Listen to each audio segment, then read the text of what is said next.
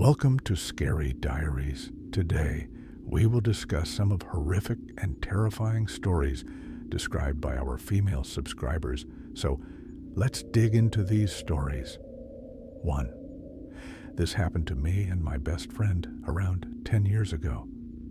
One day, we had a project in our Spanish class, and we decided to make a sleepover at her house. So, since at the time we were pretty new into our friendship, this would be my first time sleeping over at her place. So we were both pretty excited. The day came, and I was stoked to be going over to a sleepover. However, since this was my first time being over to her house, we had no idea where she lived. It was way out in the country, so naturally me and my mom got lost trying to find it. Eventually, we did find the place. My mom dropped me off, and Sarah and I started talking about our project. We got stuck in and got a lot done. And after a while, we headed up to her room. Her room had a sort of side room attached to it. There wasn't a door, but there was a space for where a door could be, if that makes sense. Inside that room was an old computer that didn't work anymore, and had a small little daybed. That is where I was going to sleep, because apparently Sarah is a bed hogger, but that didn't bother me very much. So it gets pretty late, and we decide to finally go to bed. Now, it takes me a good hour or two to fall asleep, whereas Sarah, on the other hand, doesn't take the blink of an eye. So about an hour after tossing and turning, I start to hear this whirring sound like the computer is trying to turn on. I remember telling myself, I know that Sarah told me the thing didn't work anymore, so how can it be turning on? I open my eyes and look, and sure enough, the computer that is right beside me has the green light on and is in fact turning on. I was a little freaked out, but at the same time I just thought, well, maybe it's just updating or something. I noticed something odd, though. When the monitor of the screen came on, the computer itself was not plugged in. That is when I freaked out. I ran into Sarah's bed, moved her over, and went and hid under her covers. I stayed there for the rest of the night. I eventually fell asleep, but the computer was shut down by the time Sarah and I got up. Of course, typical. I told Sarah about the computer, and she just looked at me puzzled.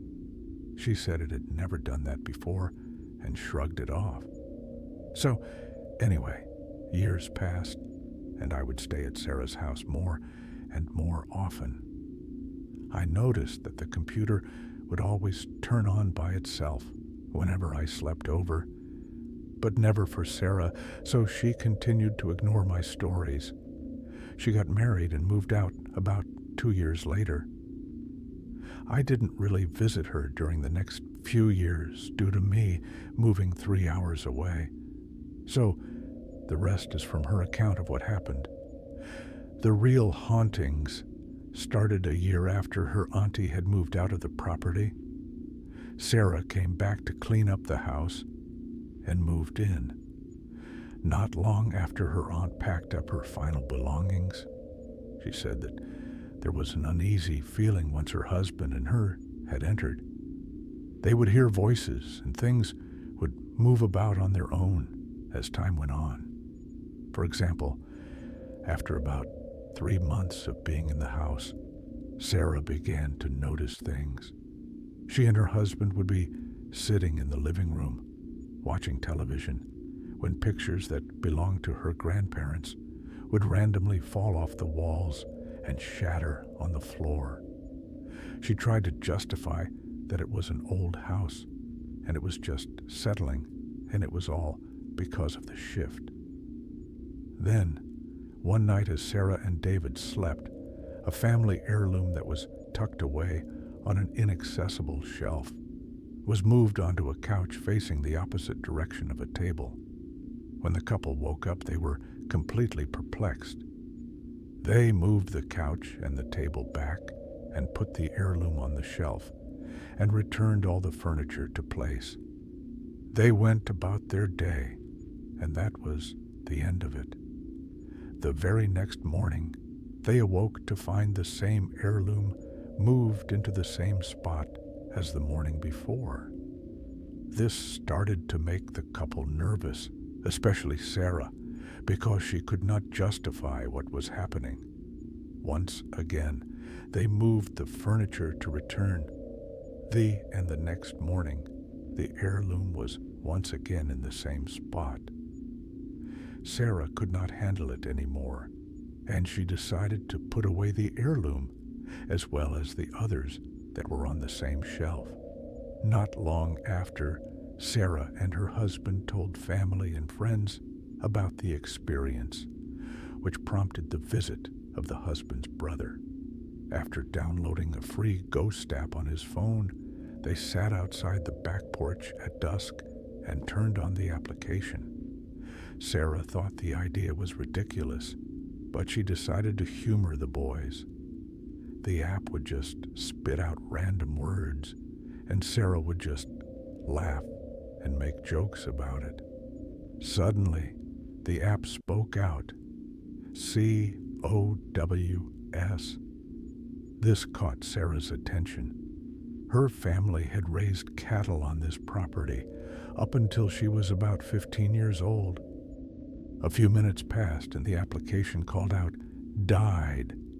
The brothers laughed it off, and the app was saying that the cows had died, or that it was saying something goofy, until Sarah reminded them that her uncle had died in that house only a couple of years prior.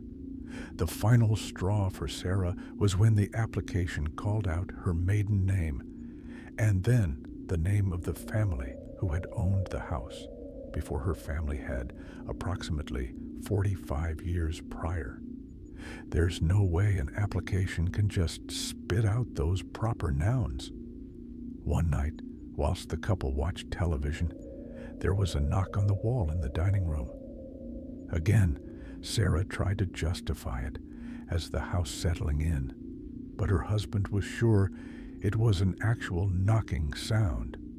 He went up to the wall where the sound came from, knocked back, and waited. A few seconds later, there was a returning knock on the wall. Eventually, Sarah's brother moved in and said he would hear tapping on his window at night, always at the same time, 3 a.m., with 3 taps, 3 times, 3 minutes apart from each set of taps. By this time, Sarah and her husband were used to the ghost hauntings, so as long as it didn't decide to attack, they ignored it. Finally, after living in the house for about a year and a half, Sarah decided to sell her home and move on. They contacted a realtor who came and took pictures of the house. Appointments were set for people to come and look at the house, and the selling process began. One morning, the couple did not receive a message from the realtor informing them that there were potential buyers coming to the house. The buyers and the realtor knocked on the door, knowing that the couple were most likely still inside. The couple slept through the knocking, and later woke to find several messages on their phone. When they called the realtor back, she asked why they were running through the house, opening and shutting doors, whilst potential buyers stood outside. They questioned the realtor and asked her about her comment, and she explained that the potential buyers heard doors banging, opening and shutting on the right side of the house when they knocked. She demanded to know why they kept on opening and shutting those doors instead of letting the people in. The husband explained to the realtor that they did not do it. They were asleep in their bedroom on the opposite side of the house. The realtor also explained that the buyers experienced an uncomfortable smell coming from the house, like rotting wood. She seemed concerned because she had not smelled it days before when she came in to take pictures.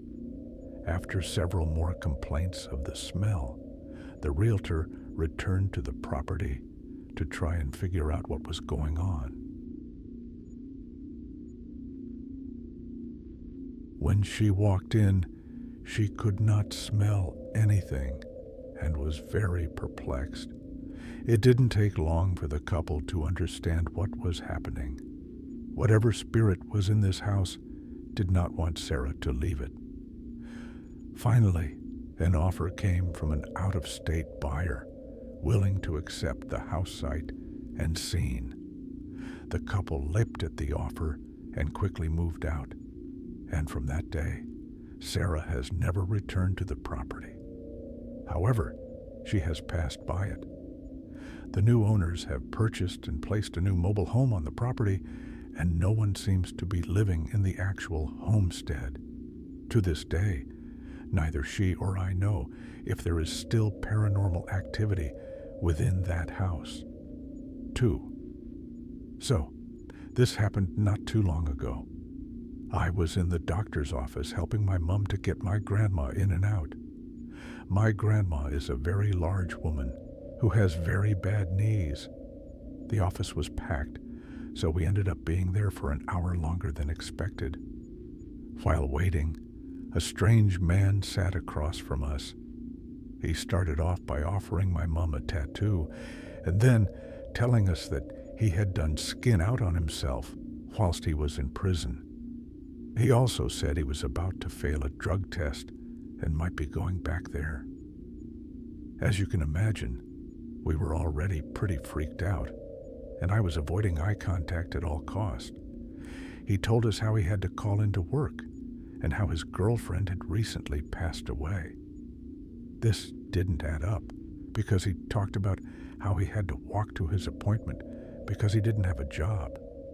He also then said his girlfriend looked great for 50. Several minutes passed of him repeating the same story over and over. He got up to have a smoke, and then he stopped directly behind my mom and I and asked us to tell him when he was called. I won't give his name out, but we can call him Artie. Artie was outside for almost 15 minutes before sitting back. Almost immediately after, my grandma was called. Needless to say, we shot up out of our seats and were gone within seconds.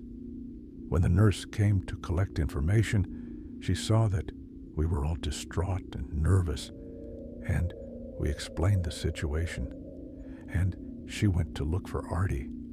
He was gone by the time she got there, and the doctor he told us he was going to see wasn't even on call. After the appointment, my grandma had to go down to the lab, so we took an elevator. Artie was standing there when the doors opened. It was almost like he was watching us, but there was no way he could have known where we were going at that given time. He started talking to us again, asking about how glad he was to find us. He then got called back for his drug test, so we got my grandma's lab results and booked it out of there before Artie could see us leave. Today, I learned that he was in prison for child molestation and had raped 13 young girls around the age of 7 to 16 in my area. Being a 16-year-old girl myself, this frightened the hell out of me. I have no idea what would have happened if we'd have told him where we lived like he was asking us. I'm just really, really glad we were able to leave without him seeing the car that we were in. Number 3, I am a 15-year-old female, and at the time this story took place, I was 11. Me and my family went camping. My dad brought his fishing rod to go out fishing. He always takes me with him because, hey, I won't lie, I'm quite good at fishing. It was around 11 p.m. or so, and very dark. Perfect time to go out fishing, Dad. Anyway, me and my dad gathered all our fishing equipment and started walking to the small hill next to the lake, which is our fishing spot. Once we settled in and started fishing, it was really dark. Thankfully, the lights from the houses nearby helped us see well enough so that we didn't have to bring a flashlight. The fishing was terrible. Not a single catch. So I was bored and sleeping, and I decided to walk back to our tent to sleep. Whilst I was gathering my stuff, I heard a huge splash. I turned around to see my dad in the water. Me, being the brave girl I am, I decided it would be a good idea to jump him and save him. Bad idea, because one, I would never get out a 35-year-old man that weighs 200 pounds out of the water, and two, I could barely see anything. Also, it's impossible to swim with the huge waves every 3 seconds. I ended up holding onto him whilst we held onto a rock. We couldn't touch the ground. It was too deep, even though we were close to land. I didn't notice how, but I was slowly pushing him down underwater so that I would go up for air. My mom told me to wear a life jacket, but I didn't listen, and that could have prevented me from going down in the water. Then I heard my dad pray out loud, which then I did myself. And then, out of nowhere, my dad stood up, holding me in his hands, and we went back to land. We both sat there exhausted, because being in water, holding on to something whilst huge waves batter you for ages isn't as easy as you think. As we were going back to our tent, I thought, how is it possible for my dad to stand up on the bottom of the lake? It's like 40 feet from where we stood. I asked him, and he said that whilst he was praying, he felt the ground rise up to his feet, and that let him finally leave. Knowing my dad has had his fair share of creepy experiences, I wasn't shocked. I know you won't believe this, but what I'm telling you did happen, and I would never lie about something like this. Number 4. One night, I was over at my friend's house for her birthday party. After a while, we all started to get bored, and it was pitch black outside, so we decided to go play manhunt. Everyone liked the game, and there was only 5 of us, so nobody stayed inside. Each of us took turns seeking and hiding and giggling when no one would find us. At one point, me and the person who was having the birthday party were the seekers.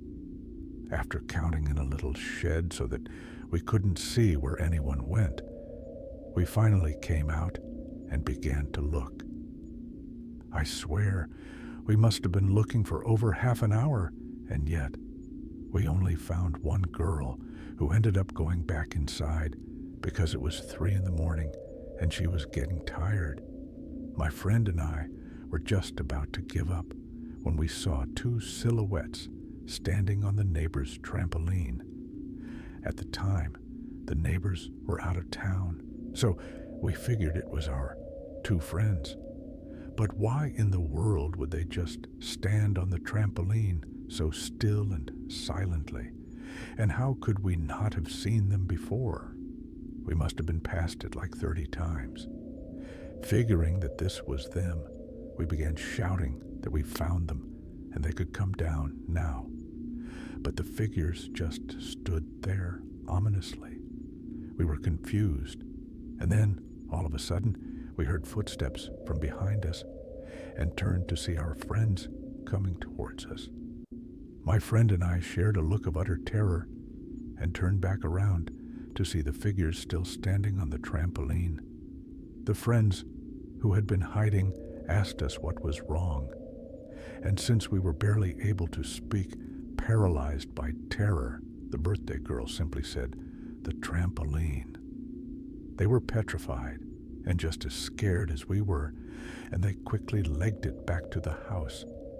On our way back, the birthday girl and I glanced over our shoulders, and we saw the 2 figures on the trampoline vanish. Please stay tuned for the next subscriber special. Don't forget to smash the like button subscribe, and share the video so that others can enjoy it too. Remember that if you have a story that you wish to submit, you can send it over to my email, which can be found in the description below. But please remember to say that you give me your consent to use it, though. You can also start following me on social media to see what I get up to behind the scenes, as well as our upcoming projects. But be warned, there will be spoilers. But anyway, for now, guys, I'm going to sign off. Stay awesome, and I'll catch you in the next one. It ran straight into the euthanasia room and under the big machine that they still used. We shut the door so it couldn't get out. So we moved the machine out the way, and there's no cat. It's nowhere to be found. The cat is gone.